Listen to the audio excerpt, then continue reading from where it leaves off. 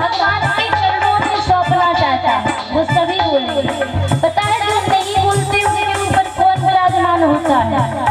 एक बार भगवान के दरबार में सभा लगी, सभी लोग सभा में गए क्योंकि भगवान की सभा के बाहर बोर्ड लगा था कि यहाँ पर जो कोई जो भी चीज मांगेगा सबको मिल जाएगा।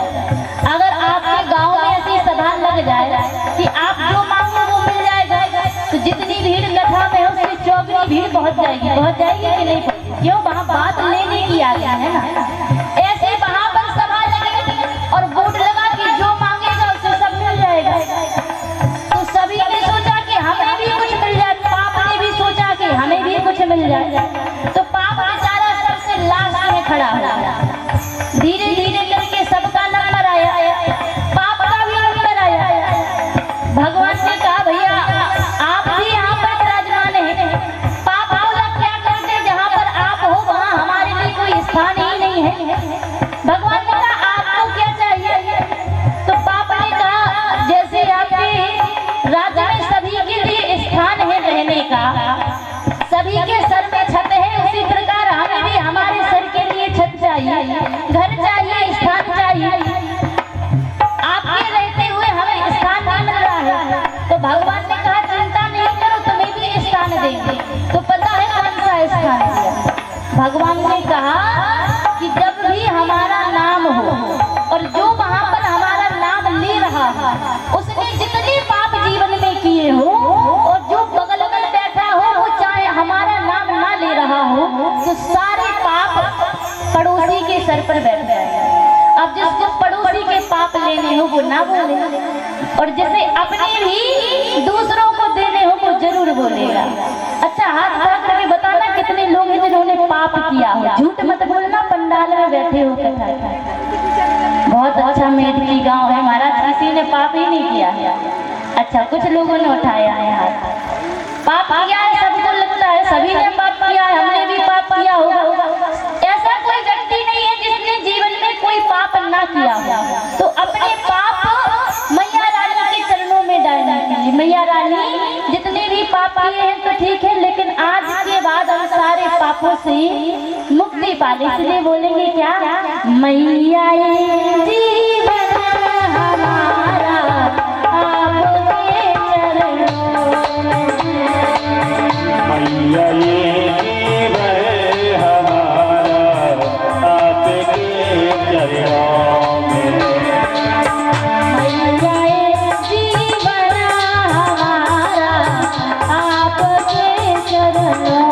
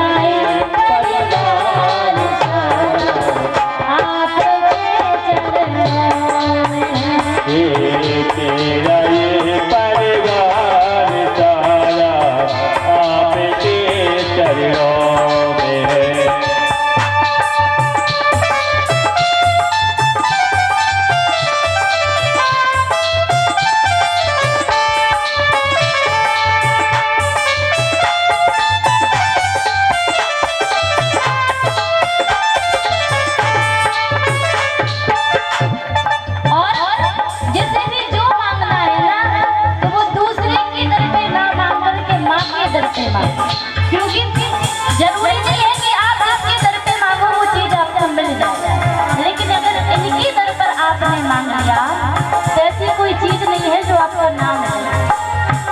ये जहां तो है भिखारी इसके दर पर मांग ले।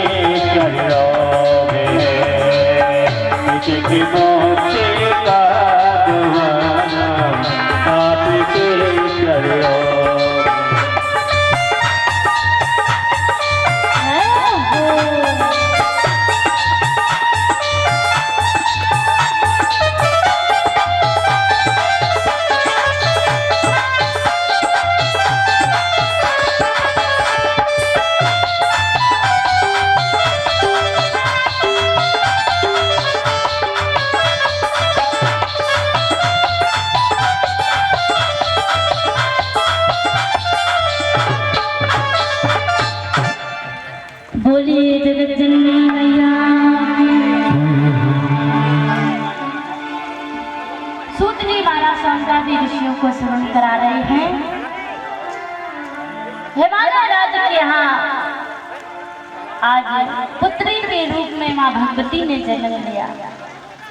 शौनकादि ऋषियों ने सूत जी महाराज से कहा, महाराज हिमालय राज्य ने ऐसा कौन सा तप किया, ऐसा कौन सा व्रत किया, ऐसा कौन सा उपवास किया कि जिन परम शक्ति का साधु संत दर्शन करने के लिए भी तपस्या करनी पड़ती है, ऐसे केवल दर्शन ही नहीं बल्कि पुत्री रूप में प्राप्त कर ली है।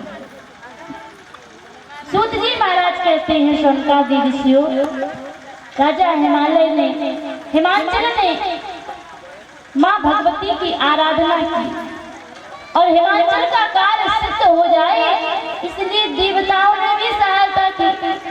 भले ही देवताओं का स्वयं का स्वार्थ रहा है, क्योंकि देवता तारकासुर से जो है भयभीत है, इंद्र का राज्य छिन चुका है, ऐसा असुर पैदा हो गया है और ब्रह्मा जी का वरदान है कि इसे केवल भगवान भोलेनाथ का औरस पुत्र ही मार सकता है। देवताओं ने प्रार्थना की, क्योंकि देवता स्वार्थी है, कभी किसी का भला नहीं चाहते। स्वार्थ लाग करे सब प्रीति, सुर नर मुनि जन की शब्द देती। भले ही स्वार्थी हो लेकिन प्रार्थना की माँ भगवती हिमांचल के यहाँ पुत्री रूप में प्रकट हो। नारद जी महाराज कहते हैं, स्थिता लीला परमेश्वरी कदमाप पतिम शंभु योग चिंता परायण। नारद जी महाराज जहाँ पर हिमांचल राजा आज पुत्री को गोद में बैठा करके खिला रहे हैं, मैया मैना विराजमान है, देवता ऊपर से देख रहे हैं कि कितना सौभाग्य है, कितना सौभाग्य है हिमांचल का। पर्वत होकर भी, जड़ होकर